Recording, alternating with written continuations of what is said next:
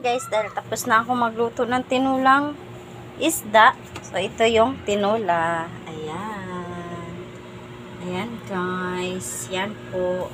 At ngayon ay magluluto na ako ng pritong isda at panoorin nyo ko magluto, guys. Ayan.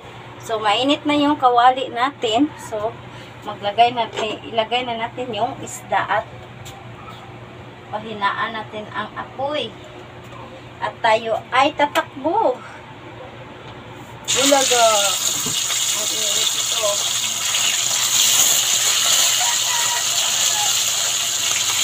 Oh my God.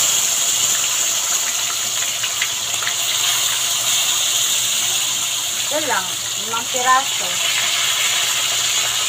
Ayan, guys. Ay! Ayan, guys. So, ayan.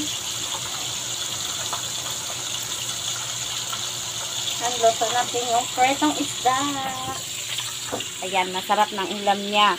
Mamaya pagising ng asawa ko. Na tinola at saka prito. Ayan. Itong malunggay, hindi ko sinalin sa tinula kasi para to sa munggo.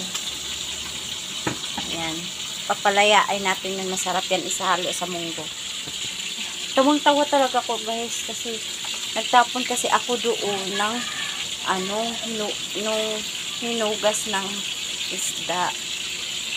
So, hindi ko nakita yung lalaki nandun. Kasi pag ganun ko, hindi ko talaga siya nakita kasi natakpan siya doon sa kulungan ng mga pati.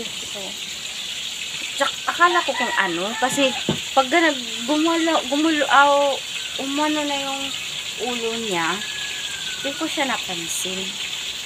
Tawa ako, naawa ako. So, ayan. Yan na lang, guys. Sinishare ko lang sa inyo kung anong ginagawa ko ngayon, umaga. At nagluto ako. Ayan. Kulang pa ako sa tulog. Gusto ko pang matulog, pero kailangan ko pa magluto para pagising yung darling ko, may ulam na.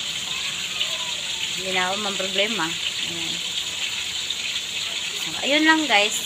At sana i-share nyo ang aking video. At sa YouTube channel ko po, Yuri Vlog and Broken Vlog. Sana share, comment naman kayo doon. At subscribe.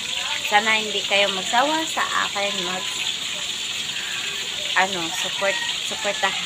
sumuporta sa akin. So,